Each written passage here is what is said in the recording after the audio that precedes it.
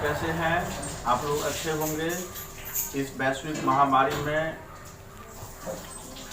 आप लोग घर पर स्वस्थ होंगे। माँ सरस्वती से यही कामना करता हूँ और आशा करते हैं कि आप सभी, आपके परिवारजन सभी स्वस्थ होंगे। और आप लोगों को पता होगा इस वैश्विक महामारी में हम सभी इस संकट की घड़ी में पहले हम लोग अपने आप को बचावें, फिर हम लोग दूसरे चीज़ के ऊपर भी ध्यान देंगे। ऐसे में आपका सबसे जो प्रभावित होने वाली कोई चीज़ है या आपका शिक्षा व्यवस्था है। इसमें हम आपको धैर्य बनाकर आगे बढ़ना है। यह एक प्रकार का अवसर भी है जब आपको अपने परिवार के साथ रहने का अच्छा सा मौका मिला है।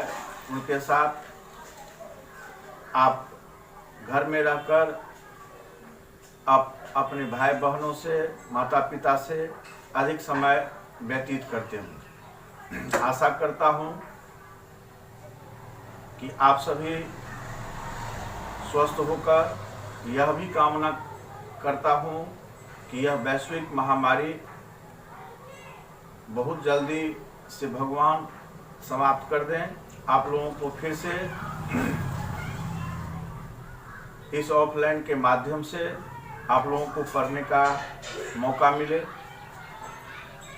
हम लोगों का इस आपात की घड़ी में एक ही अस्त्र बच चुका है शिक्षा का, वह है ऑनलाइन पढ़ाई।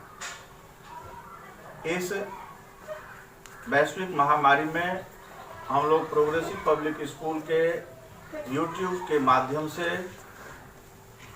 हम आप लोगों को वर्ग 10वां का इकोनॉमिक्स पाठ्य पुस्तक से पहला चैप्टर जो है अर्थव्यवस्था और उसके विकास का इतिहास, हमने इस लॉकडाउन से पहले हमने पढ़ाया था और मैंने अर्थव्यवस्था और उसके विकास का इतिहास के बारे में आप लोगों को बताए थे। एक बार पुनः हम इसको लाइटली लेते हुए आप लोगों को पढ़ाने का प्रयास करते हैं कि हम लोग आर्थिक विकास क्या है। यह आर्थिक विकास एक ऐसी प्रक्रिया है जो दीर्घकालीन एवं निरंतर चलने वाली यह प्रक्रिया है, जिसमें मानव सभ्यता का इतिहास, जो विकास की इतिहास को गढ़ता है, यह हम उस युग से अर्थात आखेट के युग से लेकर और जो हमने आखेट युग का अंत कर अस्थायी कृषि के रूप में, कृषि विनिर्माण के रूप में तथा वस्तुओं को अपेक्षा सेवाओं के उत्पादन का बढ़ाना, यह मनुष्य के विकास की प्रक्रिया को गढ़ता है। और विकास, कोई भी विकास एक दिन में नहीं होता है। यह विकास जो है यह निरंतर चलने वाली प्रक्रिया है। और हम आर्थिक विकास मनुष्य ने किस प्रकार से किया, यह आपको पता होगा। जब मनुष्य को न घर था, न भोजन था, न वस्त्र था, न आवास था, फिर भी मनुष्य अपने आप को अपने अनुरूप ढालते हुए विकास को आगे बढ़ाता गया। ऐसे में मनुष्य जब जंगल में रहता था तो वह जंगली जीवन जीता था। आखेट कर वह जंगलों से कंदमूल फल फूल खाकर अपना जीवन यापन करता था। उसके पास किसी प्रकार का शेल्टर नहीं था। यह शेल्टर के रूप में पेड़ों की डाली पर, पहाड़ों की गुफाओं में छुप कर यह रहते थे। और आप लोगों को ऐसे पता ही होगा कि मनुष्य को विभिन्न चीजों का ज्ञान अनायास और उनके निरंतर प्रयास से होता गया। जैसा कि आप सभी को पता होगा कि जंगल में एक बार आग लगी और आग लगने से जंगल के जंगली जानवर उस आग में झुलसकर मर गया।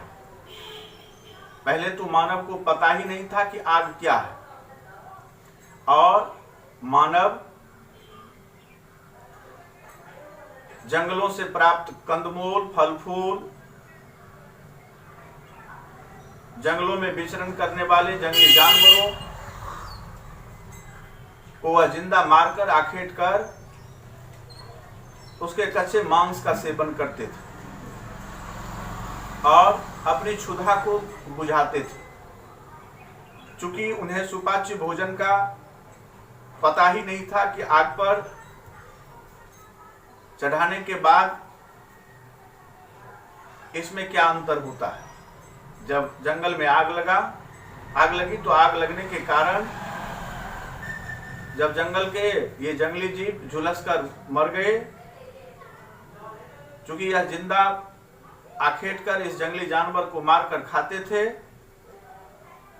लेकिन अचानक आग लगने के कारण उन्हें झुलसा हुआ, अध जला हुआ, अध पका उस जानवरों का मांस प्राप्त हुआ।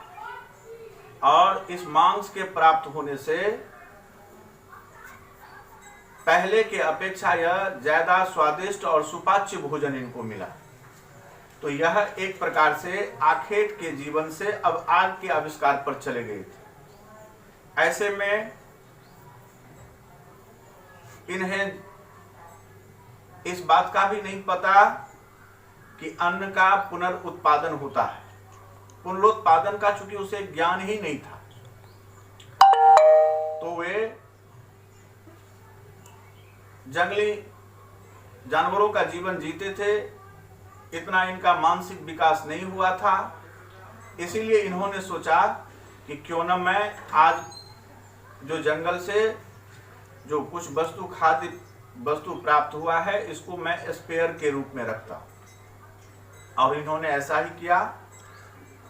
यह स्पेयर के रूप में रखे और मिट्टी के अंदर उसको दबा दिया कि आवश्यकता पड़ने पर इसे फिर से निकाल कर खाऊंगा। उन्हें ये पता नहीं कि इसके नीचे दबने से इसमें क्या परिवर्तन।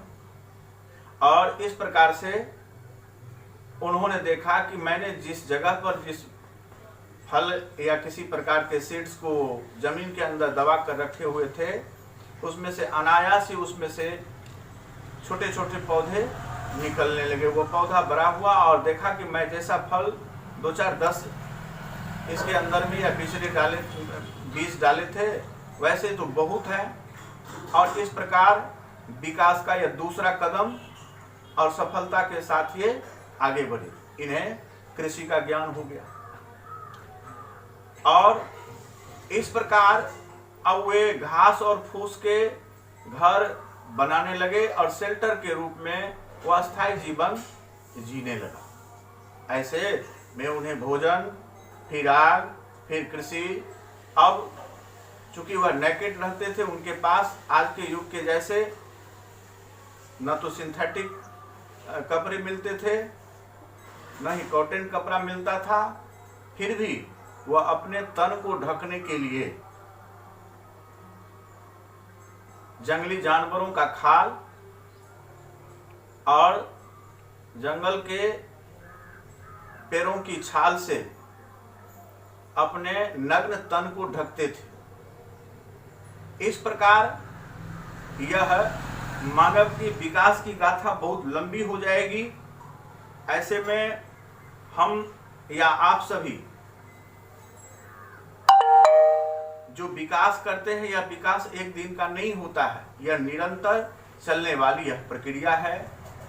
और आज भी हम मानव अपने विकास के क्रम में, चाहे वह शारीरिक विकास हो, मानसिक विकास हो, आर्थिक विकास हो, सामाजिक विकास हो, विकास कई प्रकार के। लेकिन आज मेरा मुख्य फोकस चूंकि अर्थव्यवस्था पर है और हम लोग इकोनॉमिक्स के चैप्टर में है, चैप्टर का ही नाम है अर्थव्यवस्था और उसके विकास का इतिहास। चूंकि मैं यह चैप्टर पहले से पढ़ा चुका हूं लॉकडाउन से पहले, इस पर आप लोगों को ध्यान दिलाने के लिए इस चैप्टर का कुछ पूर्वाभ्यास हो जाए, इसलिए मैंने इस पर गया। अब आपसे कोई पूछ सकता है कि अर्थव्यवस्था का क्या अर्थ है। तो अर्थव्यवस्था का जो अर्थ है, किसी भी देश का जो नेचुरल रिसोर्स होता है, प्राकृतिक तथा भौतिक संसाधन और उसके मानवीय प्रयत्न ही अर्थव्यवस्था की संतुष्टि करती है। अर्थव्यवस्था का अभिप्राय एक देश या क्षेत्र के विशेष व्यवस्था से है जिसके अंतर्गत मनुष्य अपनी आवश्यकताओं की संतुष्टि से संबंधित सभी क्रियाकलापों का संपादन करता है। जैसा कि इस विश्व में कई देश हैं, कई देशों के कई अपने अपने राज्य हैं, कई राज्यों के कई अपने अपने गांव हैं, कई गांव के अपने छोटे छोटे मोहल्ले, वार्ड, कई प्रकार के देश, राज्य और गांव के रूप में विभक्त है।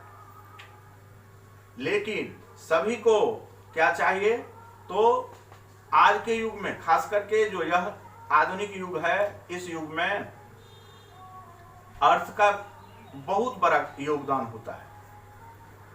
बिना हम लोग इकोनॉमिक का कोई काम नहीं कर सकते। मेरे कहने का तात्पर्य है, चाहे वह देश हो, चाहे वह राज्य हो, चाहे वह गांव हो, आप प्रायः इन जगहों पर देखते होंगे कि विभिन्न प्रकार के क्रियाकलापों को मानव के द्वारा करते हुए, जैसा कि आप हमारे देश में एक प्यून से लेकर के राष्ट्रपति तक का पद है, यह भी अर्थ के लिए प्रयास करते हैं। जैसा कि आप गांव में जाते हैं तो गांव में आप देखते हैं कि किसान हल बैल लेते हैं, खेतों की जुताई करते हैं। आप शहर, गांव से शहर दूर चले जाइए, फिर आप वहां का कल्चर आप बदलते देखेंगे। वहां देखिएगा कि लोग सुबह सुबह उठता है, टाइमली वह अपने कल कारखाने में जो काम करने वाले व्यक्ति होते हैं वो कल कारखाने की ओर चले जाते हैं। मजदूर जो है सो मजदूरी करने चला जाता है, कारीगर जो है सो अपनी कारीगरी करने चला जाता है। जैसा कि हम भी आप को पढ़ाते हैं, अर्थात मैं भी शिक्षक